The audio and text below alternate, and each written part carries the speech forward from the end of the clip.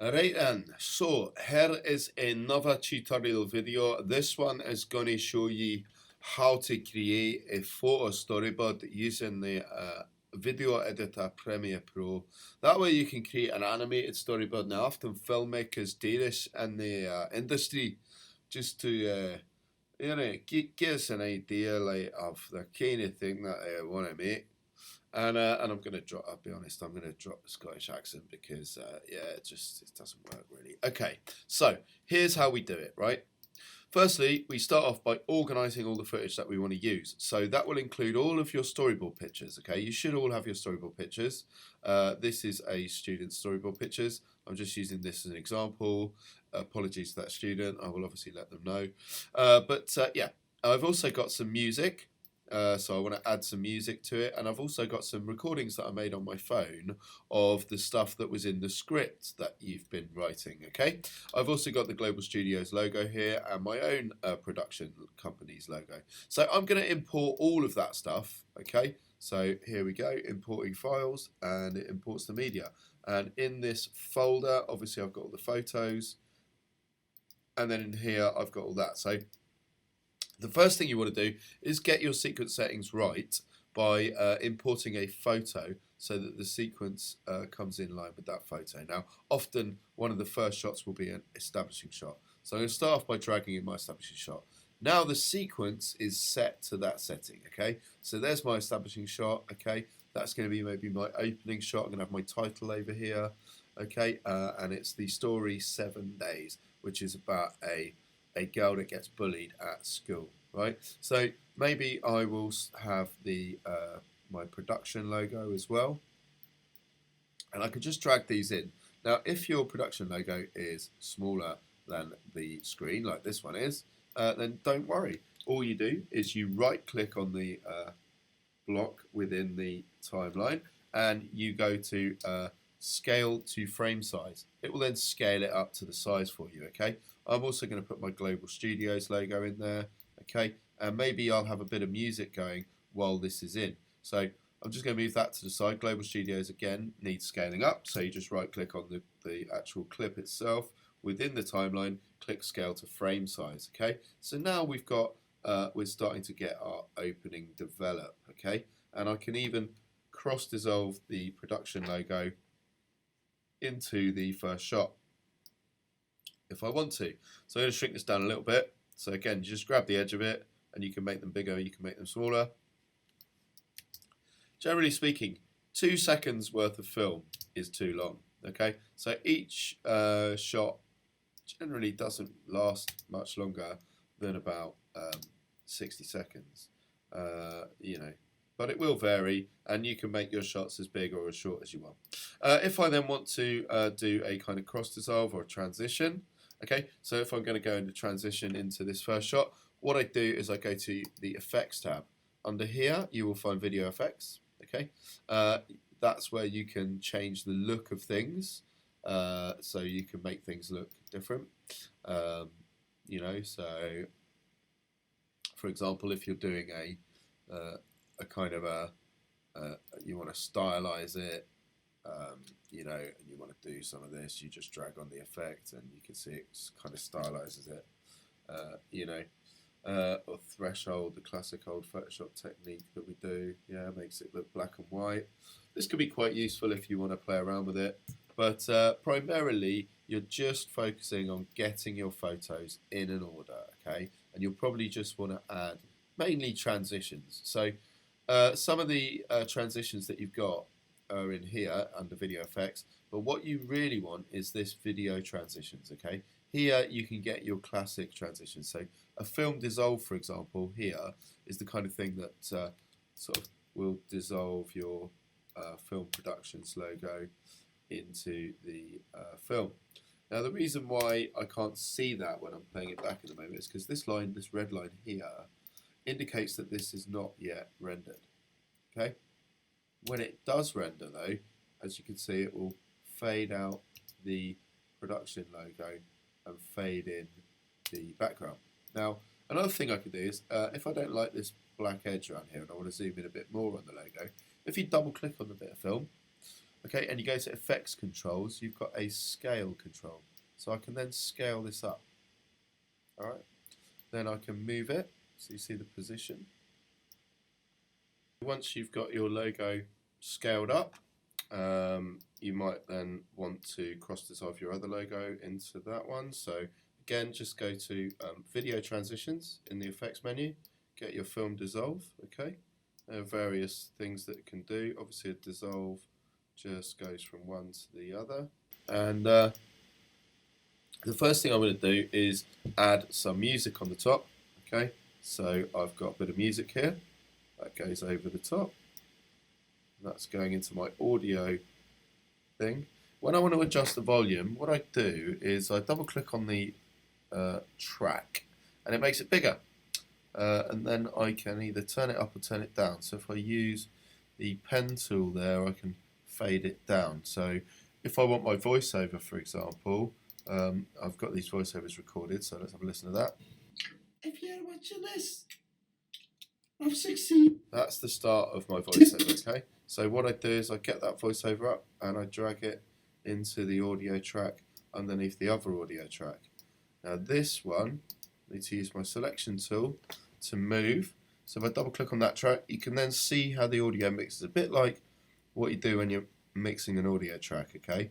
But obviously if I play that at the moment, my film looks like this.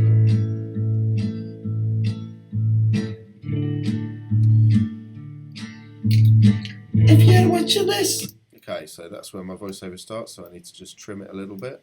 And then I need to also turn the volume down in this because it's very loud. So I can either just turn the whole volume down by looking at this overlay, this white line goes up and down, and then I can turn that down, or I can fade it. So I'm going to do that with the music. So if I use this pen tool here, I can click a couple of dots in here and then do a kind of a fade out so that the music fades a little bit before the voiceover starts, okay? So my film now starts with this global film logo, goes into production company logo, and then into the... If you're watching this, I've succeeded. Good. I've done something right. What I need to do is add my photos now that go over this story, okay? So if you're watching this, good, I've succeeded. So we need some establishing shots of like maybe, yeah, here we go, we've got this image of a bit of despair, you know, girl gets bullied all the time is the basic story. So I'm just going to drag these photos down and then add a film dissolve, okay? I have now got a couple of studio logos at the beginning, cross dissolving into each other, and then a little montage edit of images that highlight the theme. I've inserted my music here on the audio track. I've inserted my voiceover here. So obviously now if we look at the film, it looks like this. Okay, so we've got a little opening. These things will go slow just because I'm recording this video at the same time, but you get the idea. I've succeeded. Good. I've done something right at least. What I need now is a title. So I'm going to put a title over this shot. So to make a title, you go to title, you go new title, and you go default still, click OK. When you've done that, your title will come up here. You move it over, you get your text tool like from here. So this one here, text tool, type tool. Click anywhere on the frame, and then you type in, so this is called 7 days. So I've just typed in the word 7 days. As you see, it's really, really small. And I also want to change the style. So I'm going to make it this style. It's a little bit bigger. Could still do with being a little bit bigger, so I'm going to move it up a bit in font size. I've also got the width and the height here, so I can transform them. You know, I can make it bigger. So I might go for something that looks a little bit like this. Kind of classic old style Western. Has connotations of fighting talk, okay? So it's all about a girl that gets bullied, so I'm going to use that. And then once I've done my title, I click off it, and you'll see that your title appears in your bin, in your photo storyboard down here. You can then just drag it on top of your film, okay? If you then, depends where you want it to appear, but at the moment it's going to come in over this, okay? And then it's going to stay on the screen until that bit. Okay, once you've assembled everything and you've got all your titles and all your voiceovers, there's a couple more voiceovers. My music now fades out and goes into the actual story itself. Okay, so once you've done all that, you need to export it. So in order to export it, go back to the beginning of your timeline with your playhead, press the I key for in, go to the end of your timeline where the film ends here, press O for output, and if you wanted to do a fade out on the last shot, because often the last shot will fade out, double click on your visual line here, the visual track, and then if you press Control and click on it, you can go to show clip keyframes. Now if you go to opacity, that by default is the one that comes up. So again, like where you fade out the music, you can actually use that to also fade out the vision.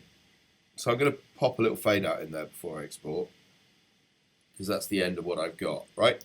Then I've got my in point and my out point. In point at the beginning of the V sequence, out point at the end of the sequence. In, I, and O for out. Quite simple. Then all you do is you go File, you go Export, you go Media. It then comes up with a box with a load of settings for you, okay? The output name here is the one that tells you what to save it as, okay? So I'm going to save it back onto my opening sequence folder, okay? And then final opening, because this is done now. It's all done and dusted, ready to hand in. And that is a video file. It's a .mov, so that's fine. You go Save, and then you format it for H.264.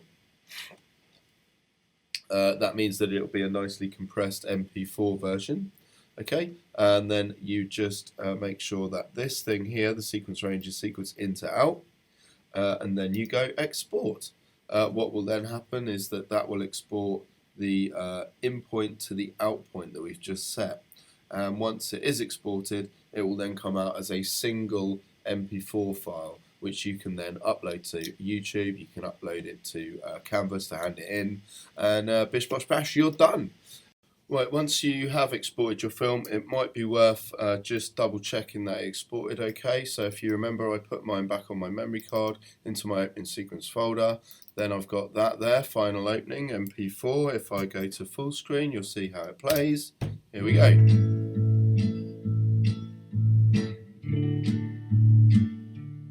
If you're watching this, I've succeeded. Good. I've done something right at least.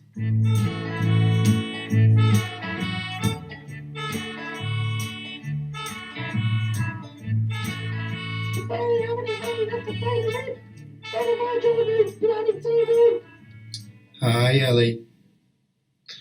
I'll be leaving soon. Is that your mum? What's she shouting about today? No money. So all of the photos are in place. The film's exported as I expected it. I'm sure yours will be much better than mine, but you get the idea.